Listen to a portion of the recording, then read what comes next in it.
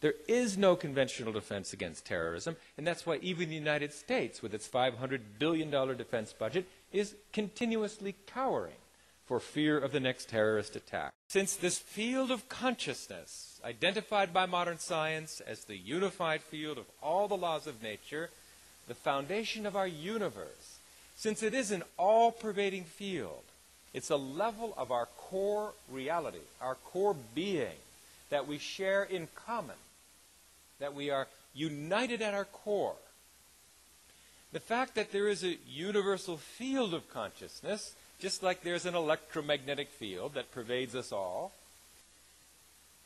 ripples in this field of consciousness propagate in all directions at the speed of light and transform the thinking of people everywhere, expand the comprehension of people everywhere, increase the EEG coherence of people everywhere. So the idea is preventative defense. Prevent enemies from arising by producing such an influence of friendliness, unity, harmony, and peace that neighbors just won't rise against your country. Now scientifically we can actually target and neutralize the enmity in a potential enemy, neutralize the negativity in a potential adversary so that adversary doesn't become an enemy. That's the way to protect yourself in this age of weapons of mass destruction, age of terrorism, age of long-range push-button missile technology, against which there is no conventional defense. Prevent the very birth of an enemy. You can prevent war, promote peace, and really achieve national security. I'm going to show you very quickly some of the early research. This is the first study, and I won't go into it in great detail except to say that this experiment was performed in the Middle East during the peak of the Lebanon War in the early 1980s. It was hypothesized that if enough people were collectively stimulating this fundamental, powerful field of peace within, that there would be a radiated influence of peace that would affect the behavior of people throughout society. People would wake up in the morning and they'd decide, hey, I don't think I'm going to kill anybody today. What a novel thought. That, with some expanded comprehension, a less narrowly cramped, narrowly self-centered, acutely stressed vision, that those desperate acts of terrorism simply don't really have a fertile field to fall on.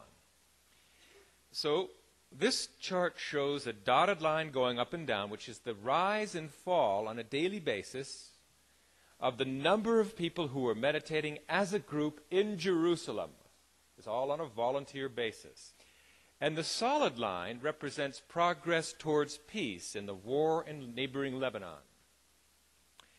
And even before the benefit of statistical analysis, you can almost see from the raw data that progress towards peace, measured by reduced war deaths, reduced war injuries, progress towards negotiated settlement among the rival factions, that progress towards peace goes up and down almost in lockstep with the number of people who are meditating as a group, radiating this influence of inner peace to become outer peace. When this was subject to mathematical analysis, the likelihood that this is simply due to some fluke, due to chance, is less than 1 part in 10,000, which for a social scientific experiment is extraordinary. To be able to say something with this certainty, that group meditation prevented war, that is a really remarkable finding. Over the next 2.25 years, 7 other scientific collaborations, 7 other universities went out and repeated the study. And in every one of these experiments, there was a marked reduction in violence and war. 80% drop in war deaths and war-related injuries, as opposed to, and in comparison to, all the other days during the 2.25 years where there were no meditating groups, when the situation grew slightly worse, as this chart shows. If you put these together, the likelihood that this reduction of war was, again, simply due to chance and not due to the meditating groups was less than 1 part in 10 million. There is far more evidence that group meditation can turn off war like a light switch than there is evidence that aspirin reduces headache pain. for example. It is a scientific fact. That's the power of peace. This unified field of peace within us is millions upon millions upon millions of times more powerful even than the nuclear force.